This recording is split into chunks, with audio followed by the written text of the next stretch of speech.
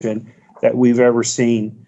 I want to say thank you to the Central Texas residents for your support and your help, but I want to say a special thank you to the media outlets, and I want to tell you a story. This is a test kit to test for the coronavirus. And last week, by the way, Williamson County has 1,000 of these right now, and we're beginning to use these. And we have orders coming in daily. But I want to tell you where this test kit came from. So media friends, please listen. Last week when we did the live interview, there was a lady who is a former resident of Williamson County who lives up in the Metroplex. And somehow online, she checked the local media and the local stories that was going on, and she found out that we were short or we didn't have any test kits. She sent me a message on LinkedIn, and within a matter of a few hours, we were put in touch with a company called AIT Laboratories that's based out of Georgia, I believe, and we were able to place an order. Today, we're going to be able to test our first responders, our doctors and our nurses, or anyone that's potentially been exposed that's out there protecting us. And I first just want to say to the media, I told you last week that what your job is and what you do is important. But I want you to know that because today we have test kits here because of the story that was conveyed, I just want to say thank you to you. I know for those members of the media, some of you have lost your job, but yet you're still working. Some of you have had reduced pay, but yet you're still working. Some of you have been furloughed, but you chose not to walk away. You chose to stand there and stay there. And I want you to know, as county judge, I want to say thank you. I want to say thank you for standing with me and thank you for standing for us in this war that we're in. Now, this battle is going to be a few days. And there will be losses, and there will be those who get ill, and there will be many that survive. But I want you to know that you and the media and our community have responded so favorably to every need that we're meeting the needs that can't be met in other places. I'm also proud to announce that starting this Wednesday, we are opening a wing at a nursing home that is exclusively for patients that are nursing home residents that have tested COVID-19 positive. And we're able to isolate them in that nursing care facility and to take care of them with doctors and nurses. I want you to know that we're working as hard as we can to take care of not only our most valuable population, our senior adults, but our most vulnerable population as well. I want to encourage all of the residents to follow the CDC recommendation and to wear the cloth face mask in public, such as grocery stores, pharmacies, and in public, if you have those. I want to talk to you about something that we've created today, and it came from the community. There are some young moms that own some embroidery equipment, and they usually work and make extra money for their home. But now we have multiple young moms who have transitioned their equipment with their embroidery machines, and some that are hand sewn, into making face masks for our first responders and for our most vulnerable population. I want to say thank you, but I also want to say this out loud. If you'll go to our website, wilco.org, and then there's a link for where you can drop off donations. Under that donations link where you can drop off supplies that can be used for first responders, there's even directions now from the CDC on how to manufacture face masks. I want to ask anyone in Central Texas who has the ability to sew, who has fabric, who has elastic, we need your help. And as county judge, I'm calling on you to help us. Listen, this group of young moms is beginning the production of about 500 masks a day. But I have to tell you the story. The fabric's being picked up from a local store. It's being divided between 12 wonderful ladies in Sun City. And those wonderful ladies in isolation in their home, they're cutting that material out, they're ironing it, and they're getting it ready. And then it's transitioned from their home in Sun City to where one of these young mothers live at with these embroidery machines, and they're sewing them up. I want you to know that the volunteerism and the entrepreneurialism that's occurring is really important. And by the way, nobody's doing this for any cost. And do you know why? Because we're in a time of war. And during war, we call on all people and all good men and women and young mamas and senior mamas, where you can, let us work together to protect our community. I want to remind you as well that social distancing really is the best tool in defeating the coronavirus and to saving lives. I want you to know that today we had our third loss of life here in Williamson County that was attributed to COVID-19.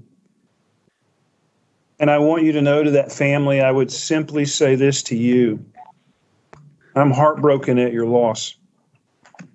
And as your county judge, I mourn with you. And the rest of our residents in Central Texas mourn with you as well. For those family members that have loved ones in hospitals on ventilators that are fighting for their lives, you need to know that this county stands with you to provide the resources necessary not only to our firefighters and paramedics, but also to our local hospitals. You are not alone. We stand with you, and we stand with you in Central Texas. You need to remember that we're fighting against a disease, and it is a war that will require sacrifice on everyone's part, whether it's sewing late at night while the kids are asleep, whether it's praying for your neighbor or friend, or taking a gallon of milk to a senior adult who needs that and putting it on their porch and wiping it off with a Clorox wipe first. All people need to come together for this cause. I want to say again to the media, if it weren't for you, I don't know where Williamson County would be at today. You've been an answered prayer and a blessing, but this is just the beginning of what we need.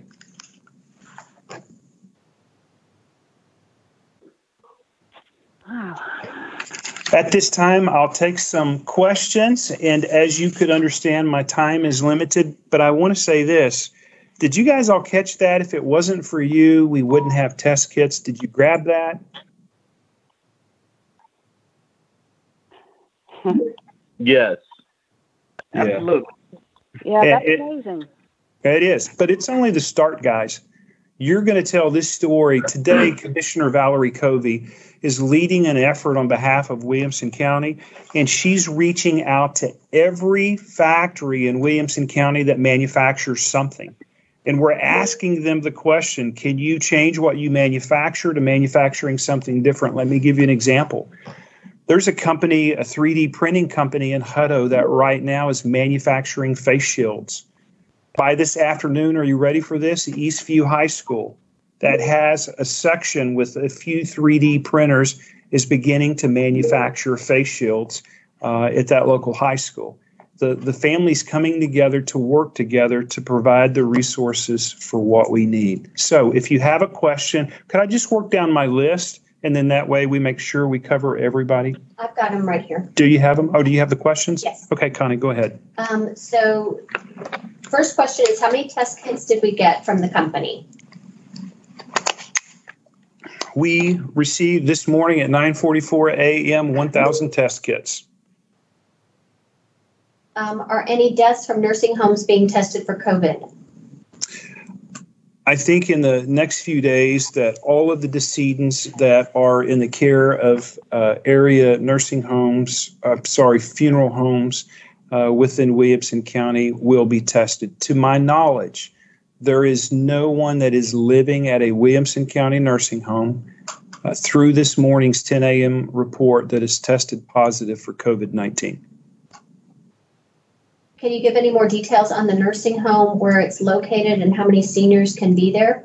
So it is a nursing home located in Round Rock, and for security reasons, I would like to keep that confidential, and I think you would understand that. I don't know the exact number of beds that will be there, but it's quite a few, and more importantly, it has doctors and nurses. And so we have the medical staff there.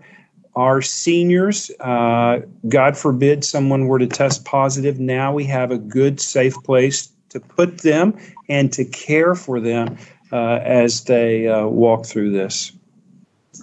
And how much did the kits cost? And did you have to bid against any other counties or states? The kits were $70 a piece, so it was $70,000. Okay.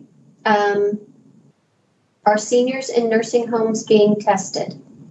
There have been some senior adults in nursing homes that was showing some conditions that were presenting, and out of an abundance of caution, the quantity that we had at the health district we used to test our seniors. Listen, our number one priority is to take care of our most vulnerable population, and we'll use any and all of the resources we have, not only to take care of them, but protect them. And listen, I know that we don't have a senior that's tested positive, but as I remember the story in the Bible, and forgive me for being biblical, Noah didn't build the ark when it was raining. Noah built the ark when it was dry. The reason why we have the nursing home, the reason why we're forward leaning in a few other areas is we're not sure of what could happen, but I am not going to have Williamson County not have all options available when the storm continues. I don't have any other questions right now. Oh, wait, here's one. One just came in. How many more rounds of kits or number of kits will be coming in the foreseeable future? A lot.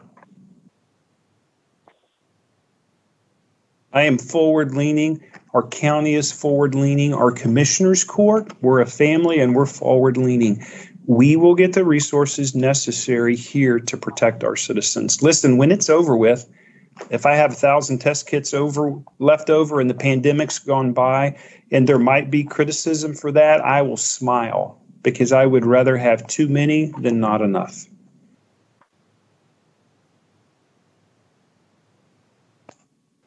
Okay. There may be, I heard one or two on the line that wanted to say something. Yeah. This is Mike at the Independent. If it's possible to ask another question or two.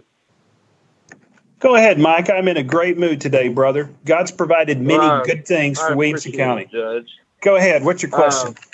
So I know there was a telephone conference. I think it was Thursday evening with church leaders across the county, and I just wanted to get kind of that's a big news issue nationwide. I didn't know if it was really an issue here. And I wanted to find out what your response was from that meeting that you had. I think that's great. I think we had over 80 pastors or church leaders chime in. What I did is I explained to them what our county orders were, and then I explained to them what the governor's orders were. And in fact, in our county orders, it's the only place that we had a difference. And the difference in the governor's orders, governor's orders were the same as ours, in that if you have the ability to worship via technology, we would encourage you to do that. If you're in such a church that doesn't have that technological ability and that pastor chooses to gather together to worship, that is his or her discretion as long as social distancing occurs. So, Mike, I laid that out for the pastors, but then I also said to them this. I can tell you the number of cases we have. I can tell you what my greatest concerns are. And I can tell you that if you put a 2-year-old in the same room as an 80-year-old, you could be risking someone potential exposure. And then I said to them, but the governor says it's your discretion on what you do. And then one pastor, Pastor Mark Westerfield, who's been in ministry over 30 years in Round Rock, said something very close to this. He said, Judge, we may have the ability to do that, but just because we can doesn't mean that we should. And I believe, Judge, that if we do have church services, that would be disrespecting our local authority. And you are our local authority, and we respect you. And then, Mike, following that, probably 5 or 6 pastors chimed in and said the exact same thing.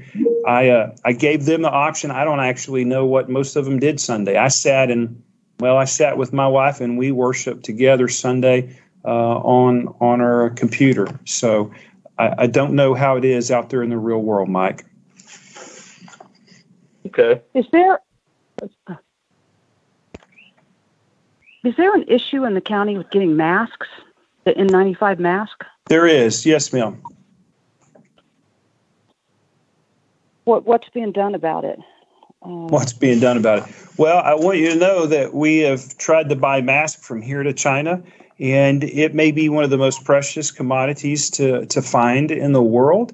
And so we're doing what Williamson County's always done. We're rolling up our sleeves. We're doing it the Wilco way. And if we can't find it, we're going to create it. Just like behind me, you see the hand cleaning solution that was manufactured by one of our local breweries.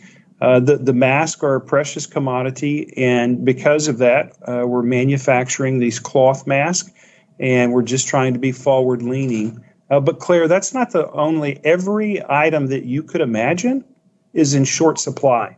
Every item. We have a couple more questions on through Teams. Will you be rationing tests on a per-day basis? Well, first of all, no, we're not going to be rationing tests. I trust Dr. Palazzo at the health district, and she set the appropriate policies, and she'll be using the test as needed. And is the county looking at providing temporary housing for healthcare workers that feel they've been exposed and cannot go home? I would tell you this, that this county judge is preparing the ARC, and not only do we have contingency housing for health district workers, we have several other contingency plans. We are being forward-leaning to protect everyone. All right, any other questions? Are you all saying where the temporary hospital might be yet? Yes, what I would tell you is this. I got my numbers off a little bit last week. The facility is 325,000 square feet. It's multi-stories. It has the capacity for a minimum of 1,500 patients and could be even larger. What I would say is this, is we're just trying to prepare the space in the eventuality that one might be needed. And if it were needed, we are absolutely counting on our state and federal authorities to bring the doctors and nurses here to operate this low-level care center. Claire, we don't have the people resources to operate that, but what we do have is a private company that has been amazingly gracious, and they have their employees working 24/7 to make this space ready for something we may need in the days ahead. And by the way, if we make it ready and we don't need it in the days ahead, I'll be the happiest judge in Texas.